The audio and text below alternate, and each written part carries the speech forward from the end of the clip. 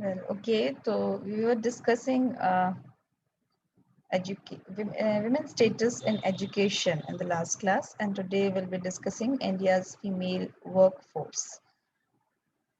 अलग अलग इश्यूज हमने डिटेल में जो है डिस्कस किए हैं क्लास में।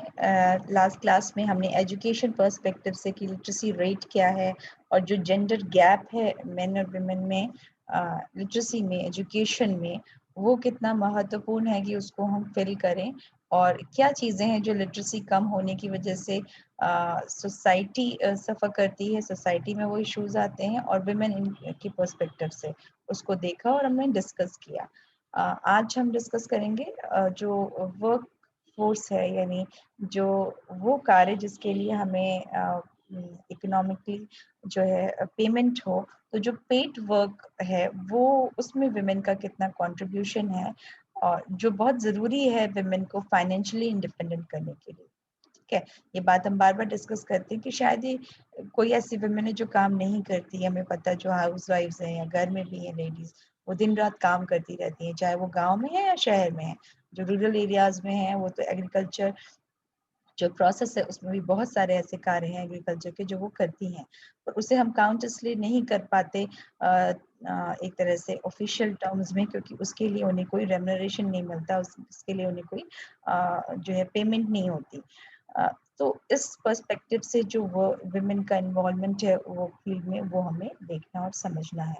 In rural areas women hardly work out to be paid. They are mostly engaged in household work, agriculture.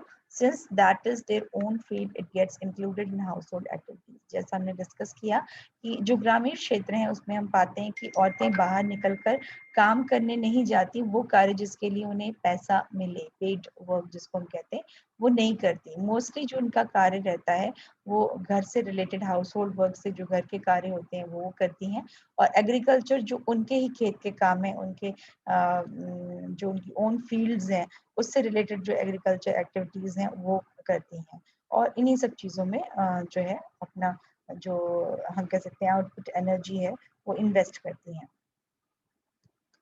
India's female labour force participation rate LFPR, जो भारत का फीमेल लेबर फोर्स है उसका जो पार्टिसिपेशन रेट है उसको देखते हैं।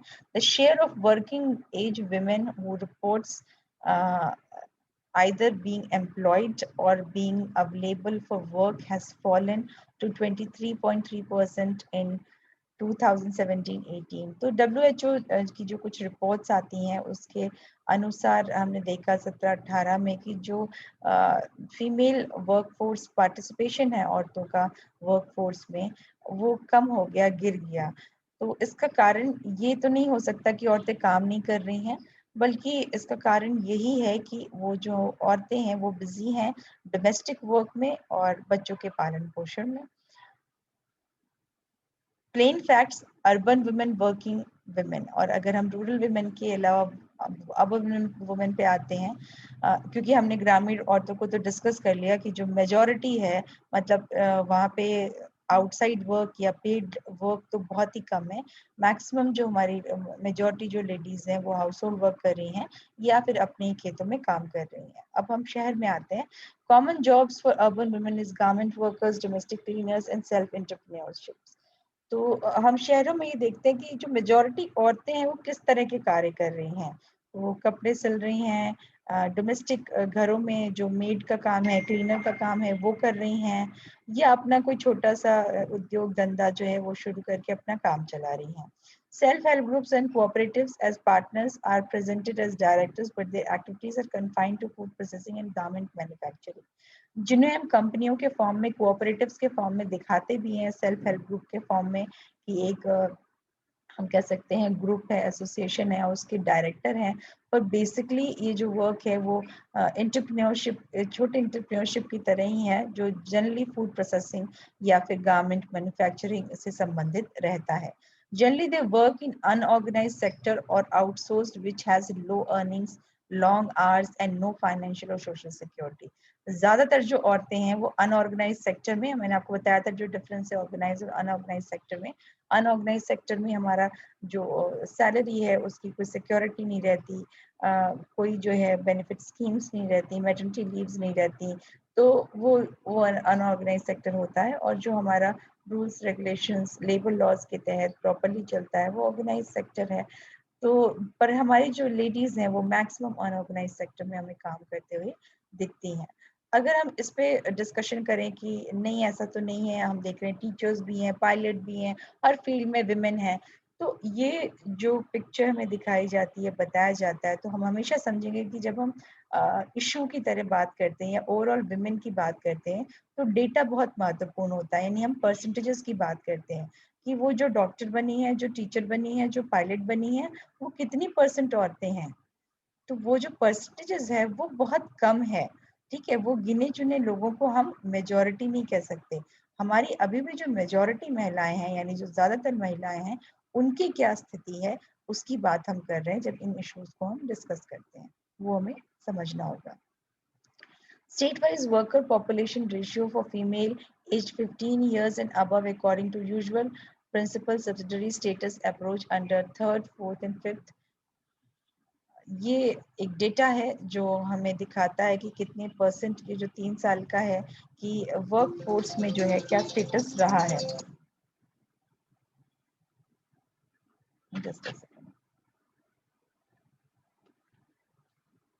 सो इसमें हम देख सकते हैं कि अपने यूपी को देख लेते हैं।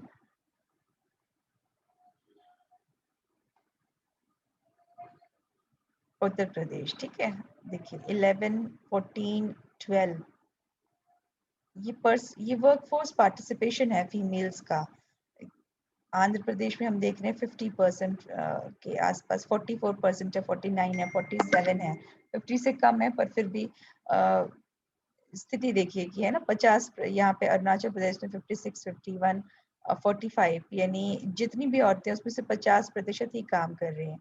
और हम अलग अलग स्टेट्स का देखते हुए जब अपने यूपी पे आते हैं तो उत्तर प्रदेश में क्या हालत है, 11%, 12%, तो बहुत ही बुरी स्थिति है। और जब तक हम इस वर्कफोर्स में विमेन को नहीं लेकर आएंगे तो इकोनॉमिक इंडिपेंडेंस आएगी नहीं। और वो एक बहुत इंपॉर्टेंट कंपोनेंट है जब हमने आपसे विमेन इश्यूज डिस्कस किए हैं, है ना।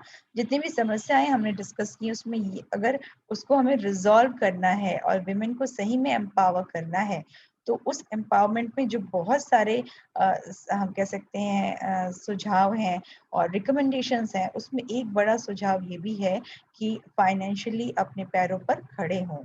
ठीक है, ये एक बहुत बड़ी समस्या है क्योंकि हमारे यहाँ भी जो पेट्रियार्कल सोसाइटी है उसमें जो पिक्चर है वो यही है कि शादी के पहले जो लड़कियां हैं वो अपने पिता पे निर्भर करती हैं और शादी के बाद पति पे करती हैं।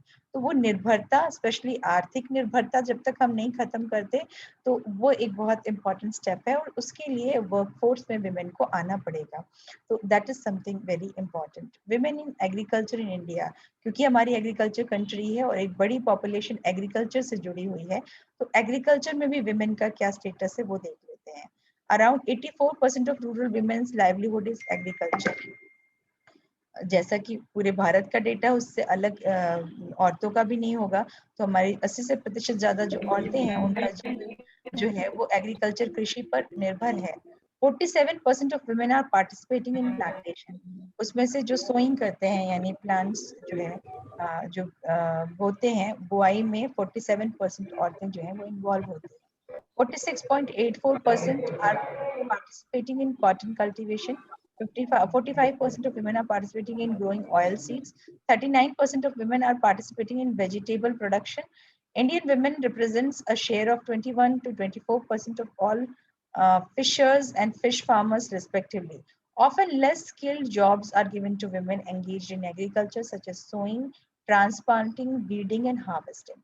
इसमें भी हम जेंडर डिस्क्रिमिनेशन पाते हैं कि जो कृषि में जो थोड़े से लोअर लेवल के लोअर लोअर लेवल से मतलब है जिसमें बहुत ज्यादा स्किल की जरूरत नहीं है, यानी बहुत एक्सपर्ट होने की, बहुत गुड होने की जरूरत नहीं है, कोई भी व्यक्ति सिखा दिया जाएगा तो कर लेगा। उस तरह के जो काम है जैसे कि सो करना, बुआई करना, ट्रांसप्लांटिंग, जो प्लांट है उसको निकाल कर एक स्थान से दूसरे स्थान पर लगाना, बीडिंग यानी घास उखाड़ना या हार्वेस्टिंग कटाई, ये सारे काम जो है वो औरतों से कराए जाते हैं। देखिए स्किल्ड जॉब नहीं कराना ये क्यों हम इम्पोर्टेंट है, क्यों स्ट्रेस दे के कर रहे हैं, कह रहे हैं ये बात, ठीक है। अब जैसे मान लीजिए प्लम्बर का काम है, एक एग्जांपल आपको दे रहे हैं कि प्लम्बर का काम है, तो जब हमारे यहाँ कुछ भी ऐसा परेशानी आती है, घर में पानी की समस्या, टंकी खराब हो गई है, ब्लॉक हो गई है, कुछ हो गई है, तो उसके लिए हम ऐसे ही जाकर कोई लेबर नहीं पकड़ लाते, हमको प्लम्बर की जरूरत पड़ती है ना, प्लम्बर ढूंढते हैं कि प्लम्बर आएगा तभी वो काम हो पाएगा। तो हम निर्भर हैं और उसकी ट्रेनिंग अगर ली है प्लम्बिंग की, तभी वो व्यक्ति वो काम कर पाएगा। तो जो कुछ कार्य होते हैं वो स्किल्ड बेस्ड होते हैं, यानी उसमें गुण चाहिए, तो उसकी जो मार्केट है हमारी, जो जो हमारा बाहर जो सोसाइटी है, उसकी वैल्यू ज्यादा होती है, उसके लिए पैसे मिलते हैं, उसकी पेमेंट अच्छी होती है। तो जो स्किल्ड जॉब्स हैं वो मेल्स करते हैं इवन इन एग्रीकल्चर, और जो अनस्किल्ड जॉब्स हैं वो वुमेन को दे दी जाती है कि हाँ ये करके तुम्हें थोड़ा बहुत जो पैसा कमाना है कमा लो। तो that is what we want to stress. Skilled चीजें जब तक औरतें नहीं सीखेंगी, which is very important for going into the workforce.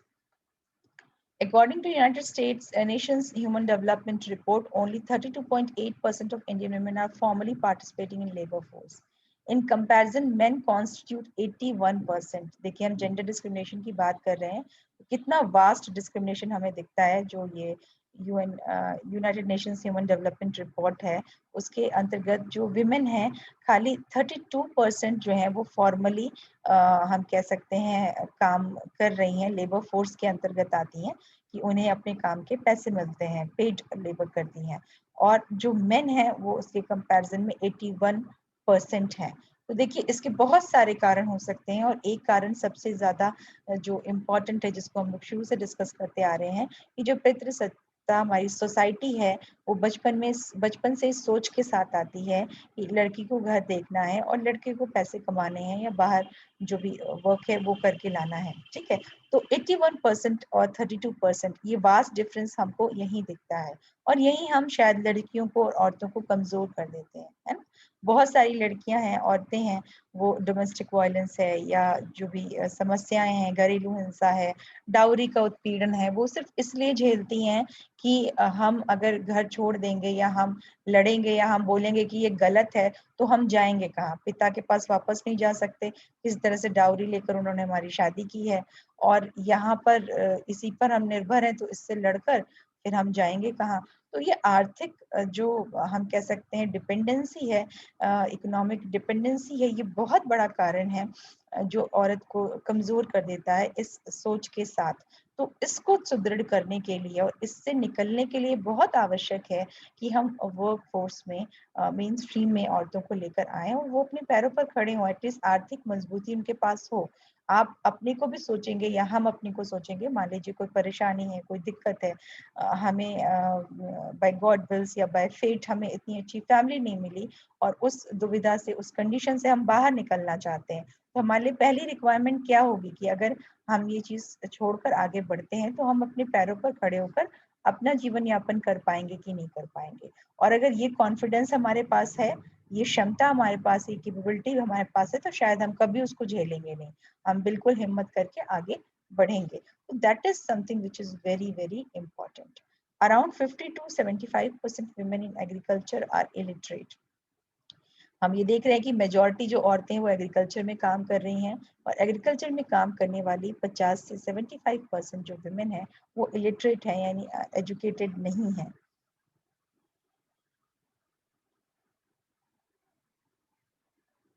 Time allocation, अब एक तो काम करने का जो हम कह सकते हैं डिस्पैरिटी है वो हमने देख ली है ना, कि एक तो औरतें जो हैं वो कम परसेंटेजेस में, हमने यूपी का डेटा देखा 11-12% सिर्फ औरतें काम कर रही हैं। उसके बाद फिर जो वो काम कर रही हैं तो किस स्थानों पे काम कर रही हैं, किस तरह का काम कर रही हैं, वो महत्वपूर्ण है। तो हमने वो देखा कि जो बहुत स्किल्ड काम नहीं होते हैं वो उनसे कराए जाते हैं, ठीक है, और बहुत ज्यादा ऑर्गेनाइज सेक्टर में ना होके अनऑर्गेनाइज सेक्टर में काम कर रही हैं। अब हम समय देखते हैं कि कितना ड्यूरेशन है उनके काम करने का, तो वो हम पाते हैं अनअनाउंसली, हम आपसे इंडिविजुअली डिस्कस भी कर चुके हैं, आज ओवरऑल डिस्कशन करते हैं कि वो हम लोग ऑलरेडी देख चुके हैं कि ये एक जो विचारधारा है, हर चीज उसको लिंक करके हम सोचेंगे कि औरत बाहर भी काम करने जाती है तो वो जितने घंटे बाहर का कार्य करती है वो कर कर आती है, या मान लीजिए गांव ग्रामीण महिलाएं तो खेतों में काम करके आ रही हैं, वो एडिशनल काम है उनके जो परिवार है उसके सोच के हिसाब से, उसके पास लौट कर घर का जो जितना भी कार्य है, हाउस होल्ड वर्क है, वो उसके साथ उसको भी करती हैं और वो उनके लिए एक तरह से मैंडेटरी है, कंपल्सरी है, ऐसी हमारी विचारधारा है। तो उनका जो वर्क आवर्स है वो मेल के कंपैरिजन हमेशा अच्छा खासा ज्यादा होता है, जो बच्चों की बूढ़ों की देखभाल में और घर के कामों में जाता है। So along with agriculture work, women spend around 5 hours in a week on household chores and 5 hours community work and care. 30 hours of unpaid work along with the agriculture work equivalent to their counterparts men. तो कहीं पे भी औरत आदमी से कम काम नहीं कर रही है। उसके घर के काम और हम एग्रीकल्चर जो बाहर का काम है उसको अगर हम मिला देंगे तो उतने ही हो जाएगा जितना कि आदमी शायद बाहर जाकर काम करके आ रहा है। और प्लस उसको उस पूरे काम ड्यूरेशन के वो जितने घंटे भी काम करता है उसके पैसे उसको मिलते हैं, जो बहुत महत्वपूर्ण है। तो जो हमारा हाउस होल्ड वर्क है, बच्चों की देखभाल है, उसका पेमेंट औरत को नहीं होता। ठीक है, एक तरह से वो अनपेड वर्क है जो वो करती है। बुराई नहीं है अगर उसके लिए हम रिस्पेक्ट और ऑनर उसको देते, या उस कार्य में जो और फैमिली मेंबर्स हैं वो भी कंट्रीब्यूट करते, वो भी हेल्प आउट करते। इसलिए इस इशू को हम डिस्कस कर रहे हैं कि एक तो ये अनपेड लेबर है और उसके बाद ये एक बाउंडेशन की तरह रहता है, ना कि इसके लिए हम जो है उनको सहयोग करें और रिस्पेक्ट करें। Women tired or sick compensate their unpaid workload with their daughters. फिर हम ये देखते हैं कि ये औरतें जो मान लीजिए किसी कारण से बीमार हैं या बहुत थक गई हैं, तब ये जब रेस्ट लेती हैं और काम नहीं करती हैं तो इनकी जगह कौन काम करता है? वो घर के और सदस्य या मेल मेंबर्स ना होकर जनरली ऐसा देखा गया है कि उनकी डॉटर्स करती हैं। जो बड़ी बेटी होगी, अगर बड़ी बेटी नहीं तो जो भी बेटी है, उससे ये अपेक्षा की जाती है और माँ भी उसको ऐसा एडवाइस करती है, सिखाती है कि उसका जो वर्कलोड है वो लड़कियां जो है वो ढोती हैं। और इस चक्कर में उनका स्कूल छूटता है, उनका एजुकेशन छूटता है, एटलीस्ट उस दिन का तो छूटता ही छूटता है। तो ये पिक्चर है जो हम विमेन पर्सपेक्टिव से डिस्कस कर रहे थे आपसे। Arrange marriages and social norms. अब हमने जब डिस्कस किया कि हमें किसी भी समस्या को पढ़ना है तो उसके जो जो सोसाइटी में जब हम सोसाइटी के पर्सपेक्टिव से उसको समझने की कोशिश करते हैं तो हमको बहुत डीप में जाकर उस बात को समझने और जानने का प्रयास करना चाहिए। तो ये जो स्थिति है, हमने बार बार कहा कि आर्थिक जो है स्वतंत्रता और इंडिपेंडेंस औरत को जरूर चाहिए, लड़कियों को चाहिए, ताकि वो इन चीजों से फाइट कर सके और एक रिस्पेक्टफुल इक्विवेलेंट जो मेल्स एंजॉय करते हैं स्टेटस, वैसा उनका हो सके। तो उसके लिए जो फाइनेंशियल इंडिपेंडेंस है उसकी बहुत आवश्यकता है। पर हम इतना लार्ज डिफरेंस क्यों देखते हैं, चाहे वर्क फील्ड है चाहे एजुकेशन है? ये कारण हमने डिस्कस किया जो बहुत सारा हमारा पेट्रियार्कल सोसाइटी स्ट्रक्चर के कारण है। तो उसमें कुछ चीजें ये भी बड़ी प्रोमिनेंट है, जैसे कि arrange marriages and social norms. क्यों हम ऐसा डिस्कस कर रहे हैं? हर लव मैरिज सक्सेसफुल नहीं होती, हर अरेंज मैरिज जो है वो सक्सेसफुल नहीं होती। पर फिर भी अगर हम कॉन्सेप्ट को देखें तो जो हमारा रूरल इंडिया यानी ग्रामीण समाज है, आज भी हम देखते हैं कि विमेन जो शादी की चीज है वो माता पिता और परिवार के लोग डिसाइड करते हैं।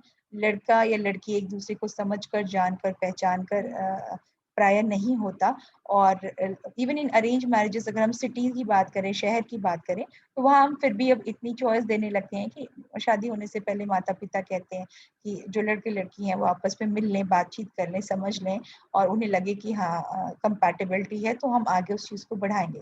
पर गांव में अभी भी हम देखते हैं कि मेजॉरिटी केसेस में जो है लड़के या लड़की की शादी जो है वो फैमिली करा देती है। अब इसमें क्या होता है कि जो लड़की है जो दूसरे घर में जा रही है वो पहले पिता पर डिपेंडेंट थी, जो हमने डिस्कस किया, और एक मेल अथॉरिटी हमेशा फैमिली में रहती है जिसको आपको मानना होता है। वो सेम थॉट प्रोसेस से सेम कंडीशंस में दूसरे घर में जाती है जहाँ उसको फिर से वही चीज रिपीट करनी पड़ती है। उसे अगर पढ़ना है या जॉब करना है तो उसके लिए फिर उस घर के मेल मेंबर्स हैं, हस्बैंड हैं या फिर फादर इन लॉ हैं, उनकी परमिशन चाहिए होती है और बिना उसके वो अपना डिसीजन नहीं ले पाते।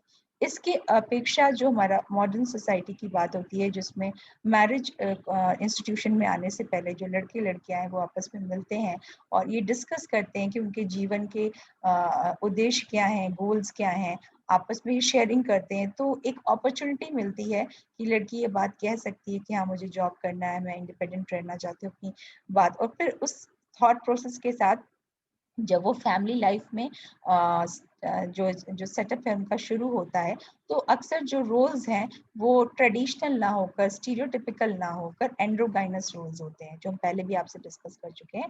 ये स्टीरियोटिपिकल रोल्स क्या होते हैं? जब हम ये निर्धारित कर देते हैं कि ये औरतों का काम है, ये आदमी का काम है, उसको हम स्टीरियोटिपिकल रोल कहते हैं। और एंड्रोगाइनस रोल क्या होते हैं? जिसमें लड़का भी जो हाउस होल्ड वर्क है वो इक्वली हो, चाहे लड़की करे या लड़का करे या दोनों मिल के करें। वो हम नाम से नहीं, वो हम जेंडर से नहीं जोड़ते कि इसी जेंडर का व्यक्ति ये कार्य करेगा। तो बाहर का कार्य है, घर का काम है, वो सब मिलजुल कर होता है। और या तो एबिलिटी के अनुसार होता है, इंटरेस्ट के अनुसार होता है। हो सकता है लड़के को कुकिंग में बड़ा इंटरेस्ट हो, बहुत मन से वो खाना बनाता है, उसे बहुत पसंद हो सकता है लड़की को बाहर की जो चीजें हैं वो मैनेज करना बहुत पसंद हो, बहुत ईजी लगे, तो वो अपना जो रोल है वो स्विच कर लें। या ऑपोजिट वाइस वर्सा, जो जिसकी पसंद है, जो जिसकी केपेबल है, और या तो आपस में इक्वल सामंजस्य से मिलकर वो उन कार्यों का निर्वहन करें, तो that is called as androgynous roles. तो जनरली जब उस तरह की मैरिजेस होती हैं जिसमें ये स्कोप होता है कि आप डिस्कशन, बातचीत कर कर अपनी पसंद से लाइफ को शुरू करते हो, तो जो रोल्स भी होते हैं वो स्टीरियोटिपिकल ना होकर जो हमारे एंड्रोगाइनस रोल्स होते हैं वो होते हैं। लेकिन जब हम अरेंज मैरिजेस में एंटर करते हैं तो दिक्कत ये आती है कि उस फैमिली का माहौल ऑलरेडी जो है वो पुराने टाइम से चला आ रहा है, जिसको बदलना, चेंज करना बहुत मुश्किल होता है। ठीक है, तो एक जो अथॉरिटी मेल फिगर हैं या जो रोल्स हैं, ये घर की औरतें करती हैं, ये घर के आदमी करते हैं, या इस तरह से है, तो उसको चेंज करना लड़की के लिए बहुत कठिन हो जाता है। और सिंस हमारी जो ग्रामीण समाज है वहाँ पे हम इसी का प्रचलन देखते हैं आमतौर पर, तो ये चीजें जो हैं वो रिपीटेटिवली जो है उनको बदलना बहुत कठिन हो जाता है, और ये चला आ रहा है। She lakhs financial independence and decision making right for most of the life. और ये पाया गया है कि औरतें और लड़कियां अपने जीवन भर के जो सफर में वो आर्थिक स्वतंत्रता नहीं पाती हैं, और डिसीजंस यानी निर्णय लेने की जो क्षमता है, निर्णय लेने का जो अधिकार है, उससे वंचित रहती हैं अपने जीवन के एक बहुत लंबे समय तक। वो जब उस फेज में आ जाती हैं कि उनके बच्चे हो जाते हैं, उनकी बहुएं आ जाती हैं, देन दे फील कि अब हम उस वो जो उन्होंने पूरे लाइफ भर सफर किया है वो हम नेक्स्ट जनरेशन पे निकालेंगे। फिर वो रिपीट साइकिल में चले जाते हैं, वो सास बन जाते हैं तो हमने बीइंग बहू ऐसा किया था तो हमें भी ऐसा, क्योंकि एजुकेशन की भी कमी है, तो जो थॉट प्रोसेस है वो एक साइकिल में चला जाता है। ठीक है, तो ऑफन हम ये देखते हैं डिस्कशन में ना, ये चीज कही जाती है कि आदमी क्या कर रहे हैं, औरतें ही औरतों की दुश्मन है, देखिए जितनी बहुएं होती हैं वो अपनी सास से दुखी हैं, सास उन्हें परेशान कर रही है, नंद परेशान कर रही है। नहीं, ऐसा कहना गलत है। क्यों? क्योंकि वो जो सास है, वो जो नंद है, उनकी ये जो सोच है वो किसने बनाई है? वो किसी आदमी या औरत को हम जिम्मेदार नहीं कर सकते, वो पूरे समाज को जिम्मेदारी है। पूरे समाज ने ये सोच बनाई है। तो ये जो सोच है वो सिर्फ आदमियों पर हम कह सकते हैं प्रभावी नहीं है। ये पेट्रियार्कल पितृसत्ता वाली जो सोच है वो औरतों पे भी उतनी प्रभावित है। तो औरतें कहाँ से अच्छा करेंगी? वो भी बचपन से इसी सोच के साथ पैदा हो रही हैं और देख रही हैं कि ये सही है, ये लड़कियों का काम है, ये बहुओं का काम है, ये आदमियों का काम है, ये बेटों का काम है। तो उस समाज में उनका वो जब बड़ी होती हैं तो उनकी विचारधारा भी वही हो जाती है, उनको हम अलग से कहाँ ब्लेम करें। तो अगर हमें, चाहे वो औरतें हों या आदमी हों, दोनों के विचारों को बदलने के लिए समाज में वो परिवर्तन लाना पड़ेगा। सिर्फ किसी एक को जिम्मेदार करके या किसी एक को में परिवर्तन लाकर हम उसे बदल भी नहीं पाएंगे। इसीलिए हम सोसाइटी की बात करते हैं। तो उसी सोसाइटी में रहते रहते फिर वो वर्ग जो औरतें हैं वो सेम चीज आगे की जनरेशन के साथ रिपीट करती हैं, और ये चलता रहता है। तो इसको ब्रेक करने की जरूरत है, और ये इसको ब्रेक करने का सबसे अच्छा हम कह सकते हैं एक जो तरीका है वो शिक्षा है, एजुकेशन है और अवेयरनेस है। इसीलिए हम बार बार शिक्षा पर जोर देते हैं कि उससे हम ये जो बदलाव है उसे ला पाएंगे। So this was related to work force, और जो हमें जो विमेन वर्कफोर्स से रिलेटेड जो इश्यूज थे, जो समस्या थी, जो हम लोग की हम लोग को लगता है कि जो रिकमेंडेशंस हो सकते हैं, वो सब हमने डिटेल में डिस्कस किए। आप में से कोई कुछ कहना चाहता है इस टॉपिक पर तो वो बात कर सकता है, या कोई डाउट हो, कुछ डिस्कशन का मन हो तो वो हम कर सकते हैं। सब लोग अनम्यूट कर लीजिए। नो मैम, क्लियर है।